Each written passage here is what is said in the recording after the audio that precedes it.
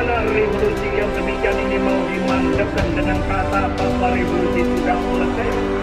Bagaimana revolusi demikian ini dapat dijalankan terus tanpa romantis? Perayaan Hari Kemerdekaan Indonesia pada tanggal 17 Agustus selalu dirayakan dengan berbagai kegiatan lomba yang meriah dan penuh semangat nasionalisme.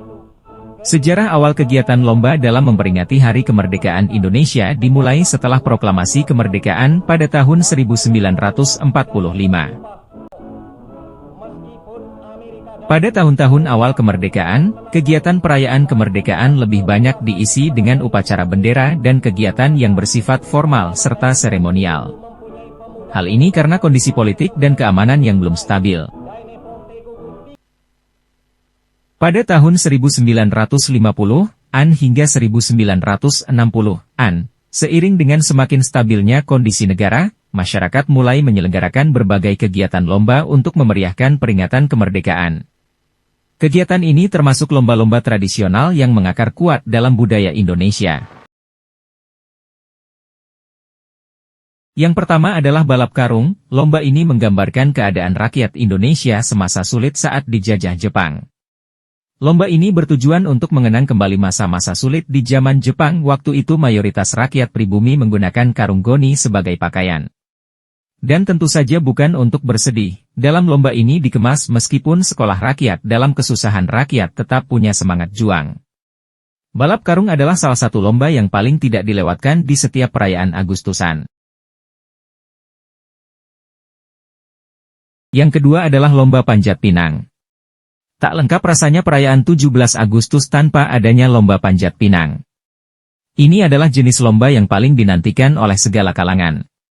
Tak peduli apakah mereka tinggal di kota ataupun di desa. Panjat pinang membutuhkan kerjasama untuk mengambil hadiah di puncak batang pohon pinang. Bagaimana tidak, siapa yang bisa memanjat batang menjulang itu sendirian? Terlebih lagi, pinang sudah diolesi dengan minyak atau oli untuk menambah keseruan lomba. Seperti dilansir ITIMES, sebenarnya sejak kapan panjat pinang menjadi tradisi perayaan kemerdekaan Indonesia? Bagaimana sejarahnya? Simak penjelasan berikut ini. Panjat pinang adalah perlombaan yang sudah ada sejak zaman penjajahan Belanda. Perlombaan ini dulunya dikenal sebagai de klimas, yang memiliki arti memanjat tiang. Pada masa itu panjat pinang biasa diadakan setiap 31 Agustus untuk merayakan hari ulang tahun Ratu Belanda, Wilhelmina. Tidak hanya itu, masyarakat Belanda juga mengadakan lomba ini saat mereka memiliki acara penting seperti pernikahan, hajatan, dan lain-lain. Dulu para penjajah memasang batang pohon pinang yang telah dilumuri minyak atau oli di sebuah tanah lapang. Bedanya pada masa itu hadiah yang diperebutkan adalah bahan pokok seperti beras, roti, gula, tepung, dan pakaian. Barang tersebut adalah sebuah kemewahan bagi masyarakat Indonesia yang saat itu hidup serba kekurangan. Sementara masyarakat Indonesia bersusah payah memanjat dan meraih hadiah, orang-orang Belanda hanya menonton dari bawah. Mereka menganggap hal ini sebagai lelucon dan menertawakan ketika ada orang yang terjatuh. Itulah kenapa sebenarnya banyak orang yang menentang lomba panjat pinang diadakan di Indonesia. Banyak orang menganggap bahwa panjat pinang hanya membawa kenangan buruk di masa penjajahan. Masa-masa di mana kita, bangsa Indonesia ditindas dan ditertawakan oleh bangsa lain. Ada juga yang menilai bahwa panjat pinang sebenarnya mengukuhkan strata sosial yang ada di masyarakat. Namun tidak sedikit yang menilai bahwa panjat pinang diadakan untuk meneladani perjuangan bangsa Indonesia melawan penjajah. Selain itu, ada beberapa nilai yang bisa diambil yaitu kerjasama, semangat, dan pantang menyerah untuk meraih sesuatu. Kalau menurutmu bagaimana? Apakah sebaiknya panjat pinang ditiadakan dari tradisi menyambut hari kemerdekaan? Atau dilestarikan? Sampaikan pendapatmu di kolom komentar ya. Apapun itu, semoga persatuan masyarakat Indonesia tetap terjaga.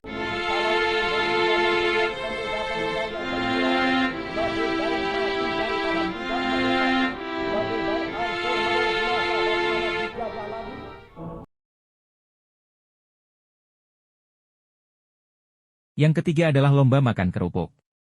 Lomba makan kerupuk juga salah satu lomba 17-an terlama yang tidak pernah dilewatkan. Indonesia saat masa penjajahan mengalami banyak masa sulit terutama dalam segi makanan. Kelaparan banyak terjadi di berbagai daerah. Kerupuk dijadikan simbol makanan yang mampu dibeli oleh rakyat pada saat itu.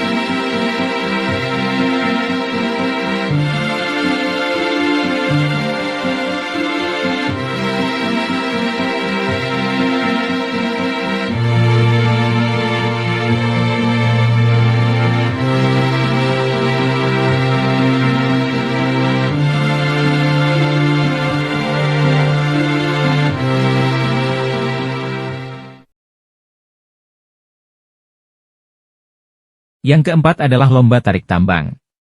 Setiap perayaan kemerdekaan pasti selalu ada lomba tarik tambang. Lomba ini memiliki makna yang begitu mendalam. Tarik tambang memiliki makna gotong royong, kebersamaan dan solidaritas masyarakat Indonesia untuk merebut kemenangan dan juga kemerdekaan. Kekuatan dan kerjasama yang baik dibutuhkan dalam lomba ini.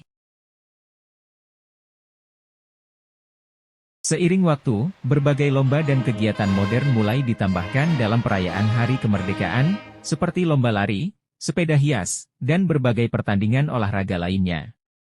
Selain itu, berbagai pertunjukan seni dan budaya, pawai, serta kegiatan sosial seperti bakti sosial dan kerja bakti juga menjadi bagian dari perayaan.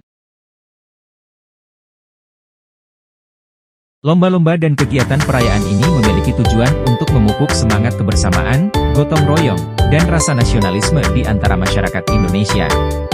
Kegiatan ini juga menjadi ajang untuk mempererat hubungan antar warga dan menumbuhkan rasa bangga terhadap identitas bangsa.